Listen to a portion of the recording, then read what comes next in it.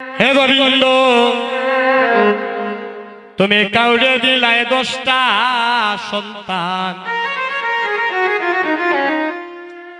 দেখবেন তার জায়গা সম্পদ নাই। আবার কাউরে দিলাই কোটি কোটি টাকার মালিক করিয়া, দেখবেন তার মা বলার কেউ নাই। হে গোবিন্দ, তুমি কাউরে দিলাই 10টা সন্তান, দেখবেন তার জায়গা সম্পদ নাই। কাউরে দিলাই কোটি কোটি টাকার মালিক করিয়া, দেখবেন তাকে মা বলার কেউ নাই। টাকা পয়সা ধন সম্পত্তি তুমি দিলাই বেশি করে,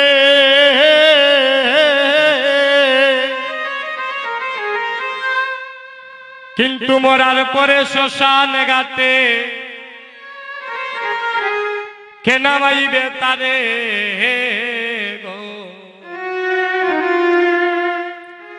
কি কেলা কেলিছ দয়াল গো, ওয়ারে ও দয়াল,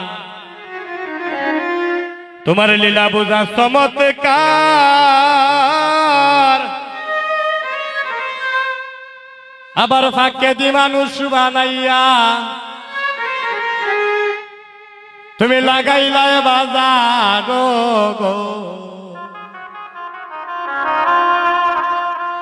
কি কেলা কেলিছ দয়াল গো। এই কলির যুগের কথা মা।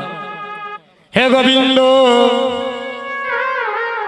তুমি কাউরে রাখো 7 তলাতে, কেউ দেখবেন দাদা তাকে গাছ তলায়। আবার কাউরে খাওয়াও দুধে ভাতে, কেউ আবার 7 দিনও না খায়। ও তুমি কাউরে রাখো 7 তলাতে, কেউ বা তাকে গাছ তলায়। আবার কাউরে খাওয়াও দুধে ভাতে, কেউ আবার 7 দিনও না খায়। এই জগতে দেখবেন দাদা, এমনও মানুষ আছে দিনের পর দিন যায়, তার খাবার অন্য তার জুটে না, আছে না মা? আবার কেউ আছে দুধ ভাত দিয়ে খাইতেছে।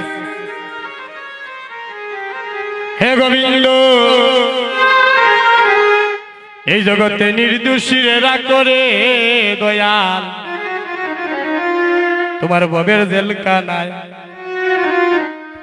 আবার অপরাধ করিয়া কেহ ঘুরে সর্বদাই, ওরে নির্দোষীরে রাগ করে দয়াল, তোমার ভবের জেলখানায়। আবার অপরাধ করিয়া কেহ দেখো ঘুরে সর্বদাই, তুমি হাকিম হইয়া হুকুম করো, আবার পুলিশ হইয়া ধরো, সর্প হইয়া দংশন করো, আবার উজা হইয়া যারো গো। কে কেলা কেলিছ দয়াল গো। হে গোবিন্দ, তুমি কারো কলি দয়া গুণ লাগাও, তার মা বাবা কারিয়া নিয়া।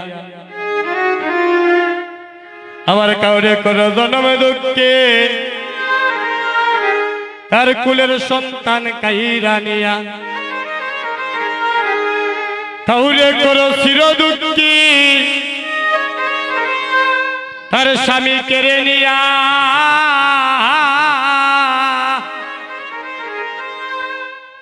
অল্প বয়সে রাখত তারে, তারে বিধবা বানাইয়া গো কি কেলা কেলিছ দয়াল গো ও আরে ও দয়াল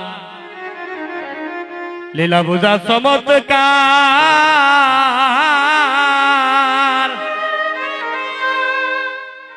ওরে পাকে দি মানুষ বানাইয়া তুমি লাগাইলাই বাজার গো কি কেলা কেলিছ দয়াল গো যেদিন তোমার মানব লীলা সঙ্গ হবে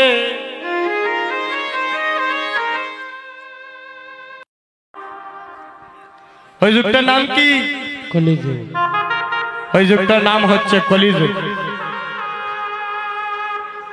কলি শব্দের অর্থ কি কলি শব্দের অর্থ হচ্ছে ফুল ফুটার আগে ঝরে যায়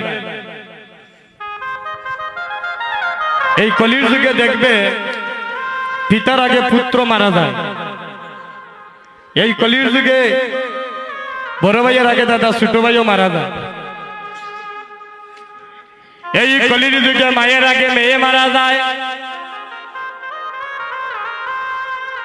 এই কলির যুগে স্ত্রীর আগে স্বামী মারা যায় আবার দেখা যায় স্বামীর আগে স্ত্রীও মারা যায় হরির নাম মহাযজ্ঞ দাদা কথা বলবেন না এই কলির যুগে দুইটা অপরাধের কোনো ক্ষমা নাই রে ভাই এটা মহাপ্রভুর বিধান মহাপ্রভু বললেন কলির যুগে দুইটা অপরাধের কোনো ক্ষমা নাই হরি বল এক নম্বর অপরাধ হচ্ছে কীর্তন চলা অবস্থায় যদি কোনো ভক্তের কারণে কোনো কীর্তনিয়ার কীর্তন করতে ব্যাঘাত ঘটে নাম শ্রবণে রসভঙ্গ হয় বললেন এই কলির যুগে তো তাড়াতাড়ি তার মুক্তি নাই হরি বল আর দুই নম্বর অপরাধ হলো আপনাদের মতো সাধুগুরু বৈষ্ণবের চরণে যদি জেনে শুনে কেউ অপরাধ করে এই দুইটা অপরাধের কলির যুগে ক্ষমা নাই হরির নাম মহাযজ্ঞ এই কলির যুগেতে আর কোটি জন্মের পাপ নাশ হয় তারক ব্রহ্ম হরির নামের ধ্বনিতে হরি নাম কৃষ্ণ নাম গৌর নাম শুনা মাত্র যার ধরে দুটি নয়নের জল মনে ময়লা কেটে যায় রে ভাই এই জগতে সে হয় রে নির্মল মিলে কত সাধনার দন মিলে কত সাধনার দন এই ভক্তের শরণ দলে একবার গায়ে মাখিলে আমরা কি চরণ দিলে গায়ে মাখতে পারি মা আমরা চরণ দিলে গায়ে মাখতে পারি না আমার মহাপ্রভু সত্যযুগে এসেছিলেন ওনার পরনে ছিল দাদা রাজার বেশ ত্রেতা যুগে এসেছিলেন পরনে ছিল রাজার বেশ দাপর যুগে রাজার বেশ আর কলিতে আসলেন ভিখারির বেশ ধরে কেন তার কিসের অভাব মহাপ্রভু কলিতে কি বেশ ধরে আসলেন মা কাঙ্গালের বেশ ধরে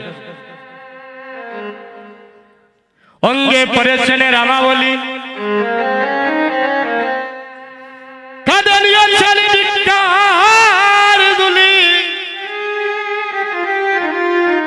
আর অঙ্গে পড়েছে গোমা রামাবলী